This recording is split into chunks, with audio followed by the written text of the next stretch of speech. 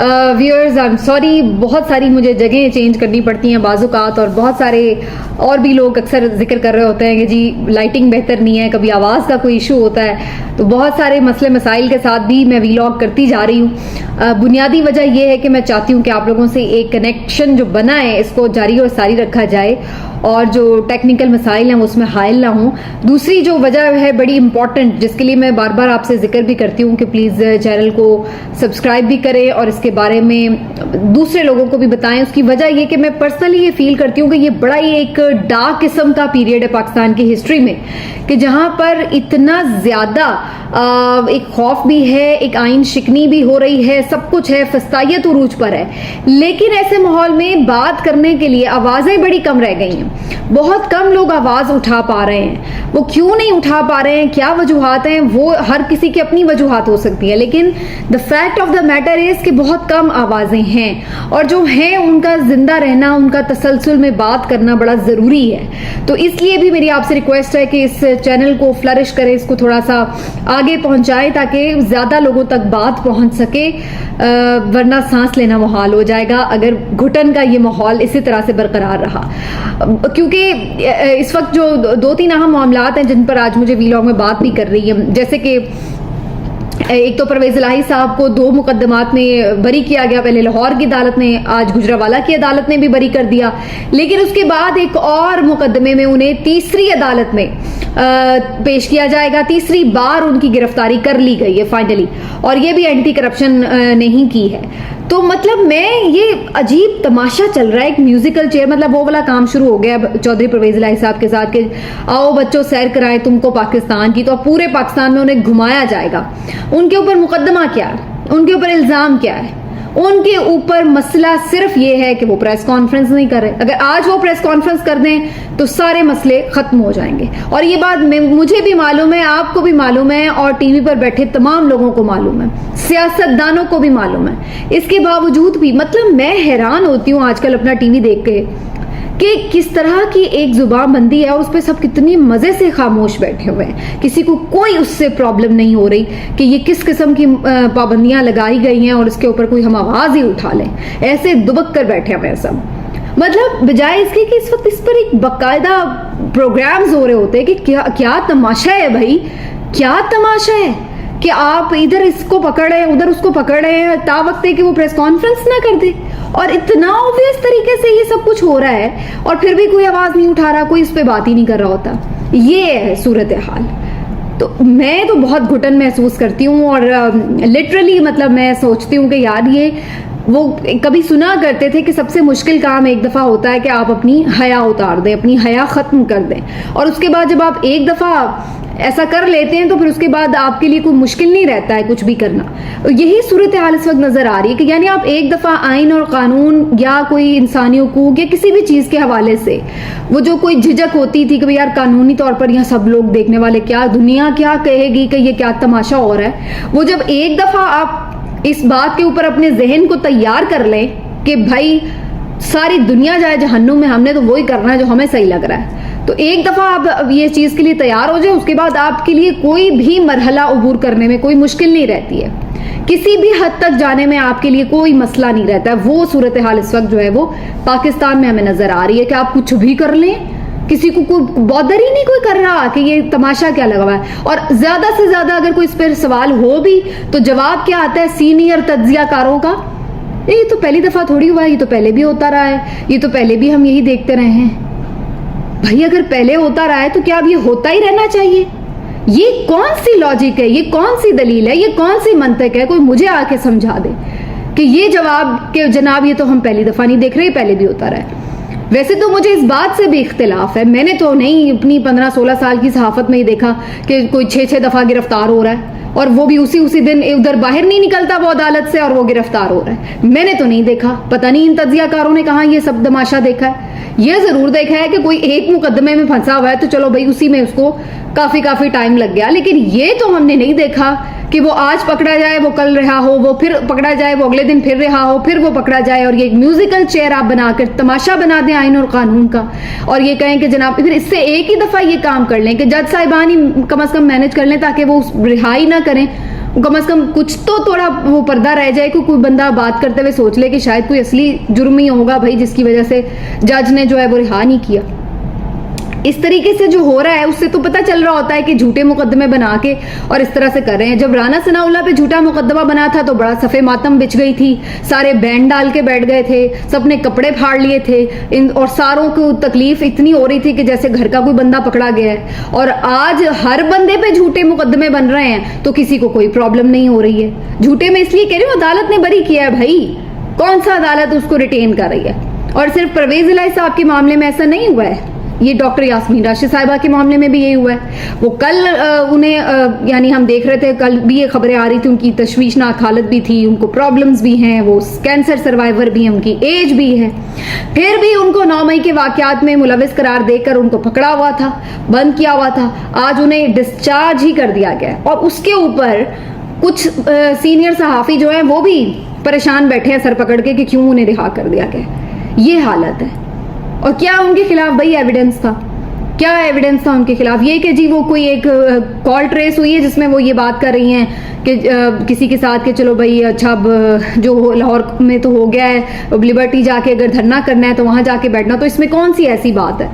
जाहिर सी बात है, प्लानिंग जब एहतजाज वो कर रहे हैं तो वो प्लानिंग तो करेंगे कि जी कहाँ पे धरना सूटेबल होगा, कहाँ पे जो है वो धरना सूटेबल नहीं होगा।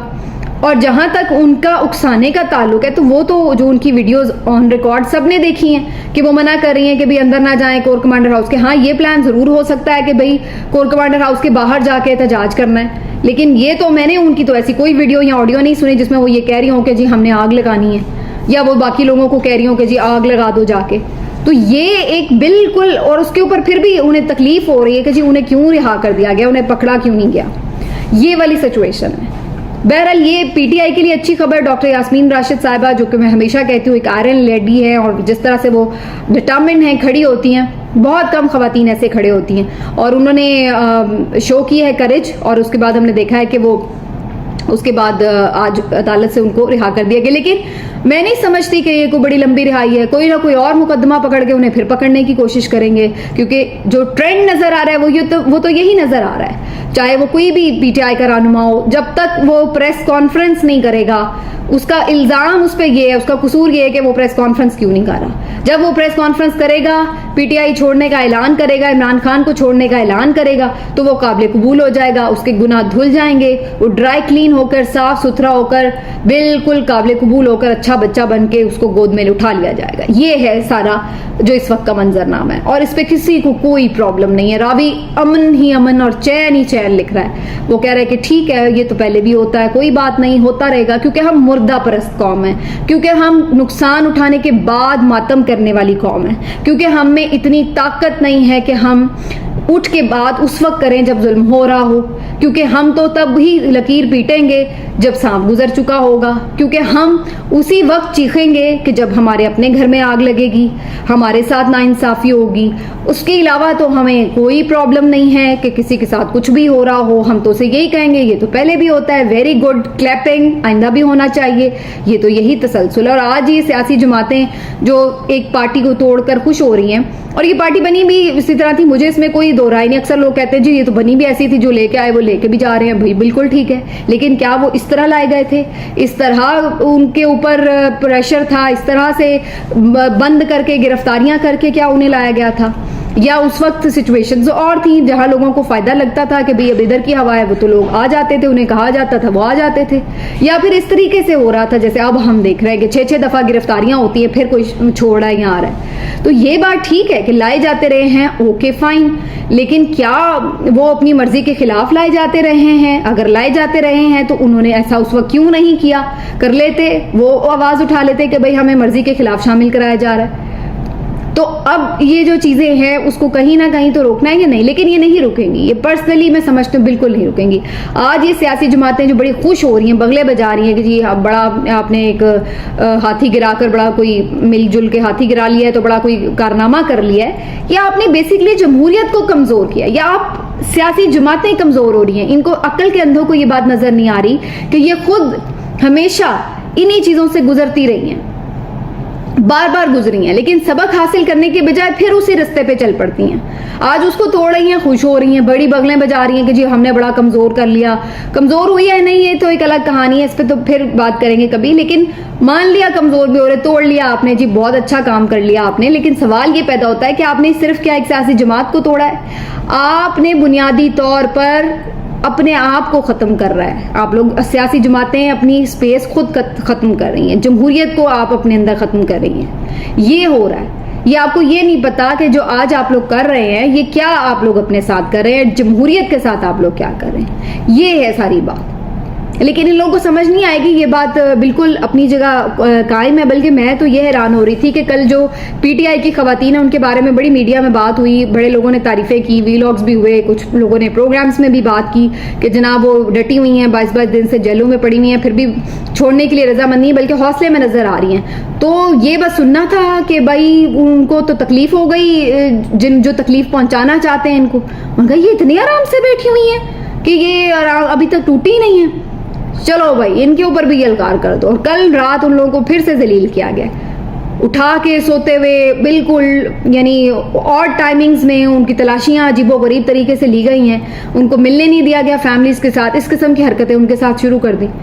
अब उनको अजियत पहुंचाई जाएगी ताकि किसी को राहत मिल जाए। ये कि जी कल वो ये बात चूंकि मीडिया में आ गई तो लिहाजा आप जी अब इनको तो कमजोर करो, अब इनके साथ वो सलूक करो कि इनकी भी चीखें निकलेंगी तो किसी को सुकून आएगा। ये नफ्सियाती मरीज जो हैं हमारे ऊपर मुसल्लत हुए हुए, इन लोगों का ये आलम है कि ये किसी की तकलीफ को देख के चीखें सुन के इनको तसल्ली मिलती है, तस्कीन मिलती है, इनको राहत मिलती है। इस किस्म के इनके हैं। और ये समझ रहे हैं कि जो उनको अगर आप कमज़ोर कर लेंगे तो आप ताकतवर हो जाएंगे। तो आपसे तो मोहब्बत फिर भी नहीं हो रही ना आवाम को। चले मान लिया उनसे आप नफरत करा देंगे, आपसे मोहब्बत हो रही है, आपसे भी मोहब्बत नहीं हो रही तो आपको वोट कहाँ से डलवाएंगे। चले आप अपने उनके कैंडिडेट भी ले जाएंगे तो फिर भी क्या आपको वोट बढ़ जाएंगे। अब ये सारी सिचुएशंस हैं, उससे जो ओवरऑल एक आलमी मंजरनामा बन रहा है वो भी तकलीफ दे है। ऑस्ट्रेलिया ने बात की है, ऑस्ट्रेलियन पार्लियामेंटेरियन ने बात की है कि जनाब ये जो इंसानी हुकूक की खिलाफ वर्जियाँ हैं, हो सकता है हमें देखना पड़ेगा कि कहीं इस पे पाबंदियां ना लगानी पड़ जाए, पाकिस्तान पर सैक्शंस ना लग जाए। और ये पहले कनाडा की पार्लियामेंट में भी बात हो चुकी है, यूके की पार्लियामेंट में भी बात हो चुकी है। तो वहां पर ये अब आवाजें उठ रही हैं, वो लोग देख रहे हैं कि जी ये क्या आप लोगों ने तमाशा लगाया हुआ है। ये सारी चीजें अपनी जगह हैं। और उसके बाद फिर ये इन्होंने जो एक और नई उसमें डेवलपमेंट कर रहे हैं वो ये कि जनाब अब हम आगे चल के इलेक्शन भी इसी तरह से करवा देंगे और उसमें हम जो है वो बड़ा झाड़ू सही वाला झरलू जिसको पता नहीं कहते होते हैं जी फेरा जाए और उसके बाद जनाब सबकी आंखों में धूल झोंक ली जाए। तो ये बड़ा क्वेश्चनेबल होगा कि अगर ऐसा आप कोई करते हैं, इलेक्शन करवाते हैं कि जिस तरह से इस वक्त हमें सिचुएशन नजर आ रही है, तो ये किस तरह से एक एक्सेप्टेबल इलेक्शन होगा, इस पे बहुत सारे सवाल होंगे। लेकिन मैंने पहले भी ये बात की थी कि मुझे यही नजर आ रहा है कि ये जो चीजें हैं ये अल्टीमेटली उसी तरफ लेके जाना चाह रहे हैं कि पहले जोर डालो, तोड़ो, मेंबर्स तोड़ लो, सब कुछ करके कमजोर पोजीशन में लग के हो सकता है इमरान खान को भी नाअहल करवा दे, जेल में डलवा दें और उसके बाद इलेक्शन की तरफ जाए। लेकिन फिर सवाल यही होगा कि क्या अवाम उस वक्त बाहर निकलेगी वोट डालने के लिए, टर्न आउट और जो एक उस दिन का माहौल होगा वो बहुत क्रूशल होगा जो ये डिटरमिन करे। लेकिन खैर ये आगे चल के बात की बात है। लेकिन एक जावेद हाशमी साहब के हवाले से बड़ी वीडियो वायरल हुई है जो कि मैं जरूर उस पर बात करना चाहूंगी, क्योंकि आज बहुत सारे लोग ये बात करते हैं कि जनाब पीटीआई के लोग जो हैं वो छोड़ रहे हैं और जा रहे हैं। तो जो जावेद हाशमी साहब है उन्होंने इसके ऊपर बड़ा आई ओपनिंग किस्म का दिया है, जो फैक्ट चेक दिया है, एक हकाइक बताए तारीख से। तो वो बताया उन्होंने कि किस तरह से भुट्टो साहब की फांसी जब हुई है उसके बाद जो उनकी 40 रुकनी कोर कमेटी थी उसमें से सिर्फ 2 लोग रह गए थे, 38 मेंबर्स जो थे वो चले गए थे। ये हुआ था। और नून लीग जो आज बहुत ज्यादा ताने मारती हुई हमें नजर आ रही है, तो उन्होंने बहुत सारे लोगों के नाम लिए कि ख्वाजा आसिफ थे, एहसन इकबाल थे, बहुत सारे ऐसे लोग थे जो कि सियासत को ही खुदाफिज कह के चले गए थे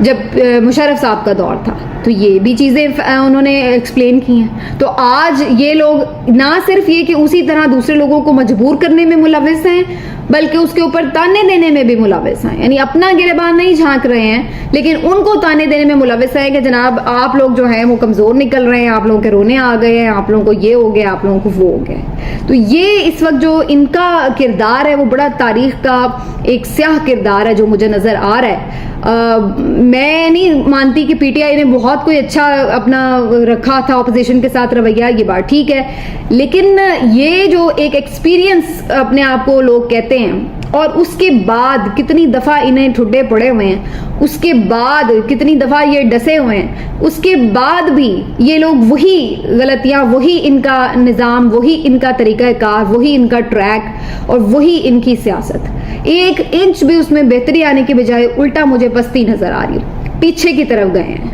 बजाय इसके कि आप लोग जो ये बात वोट को इज्जत दो कहते थे और पीपल्स पार्टी जो बात करती थी जी जमहूरियत की, हमने कुर्बानियां दे दी, बंदा अपना मरवा लिया, शहीद करवा लिया, सारा कुछ कर लिया, और फिर उसी तरह उन्हीं ताकतवर हलकों की गोद में बैठे हुए हैं और उनके इशारों पे नाच रहे हैं और किसी तीसरे फरीक को अब आप उल्टा रहे हैं और बड़े खुश हो रहे हैं कि जी आपने जमहूरियत की बड़ी कोई आपने सर्विस कर दी, बड़ी कोई खिदमत कर दी है। ये है सूरत हाल। तो बजाय इसके कि इस टाइम को इस वक्त किसी तरह भी संभालने की कोशिश हो कि जैसे आपने मिसाक जमहूरियत 2 जमातों ने किया, अब इमरान खान अगर एक कमज़ोर पोजीशन पे है तो आप उसको भी ले आएं ताकि उसको भी शामिल करके एक पूरा बना लें अपना डायलॉग। ये वो आइडियल टाइम होगा कि जहां पर आप सिविल सुप्रीमेसी के लिए हमेशा के लिए बात कर सकेंगे, क्योंकि इस वक्त 2 जो हैं जमातें वो पावर में हैं, एक जो पहले पावर में थी वो कमज़ोर पोजीशन पर है, तो आप इसको कर सकते हैं एक म्यूचुअल अंडरस्टैंडिंग से, लेकिन ये इस वक्त ये नहीं करेंगे क्योंकि ये इस वक्त इनको सूट नहीं करता। इस वक्त इनको पता है वो अगर उसको ज़रा सी भी ऑक्सीजन मिली तो वो इन्हें खा जाएगा, तो लिहाजा उसकी ऑक्सीजन पहले बंद करो, फिर बाद में जो नारे नए निकालने हैं, कुछ सियासी बयानबाजियां करनी हैं, वो फिर बाद में कर लेंगे। वो तो अवाम को बेवकूफ़ बनाने के लिए होती हैं, वैसे भी तो वो कोई नए ईजाद कर लेंगे हम नारे, लेकिन फिलहाल इसको गद्दार साबित करो, इसकी ऑक्सीजन बंद करो, फिर बाद के अवाम को कैसे बेवकूफ़ बनाना है आगे वो फिर बाद में देख लेंगे। मिलते हैं अगले वीलॉग में, अपना ख्याल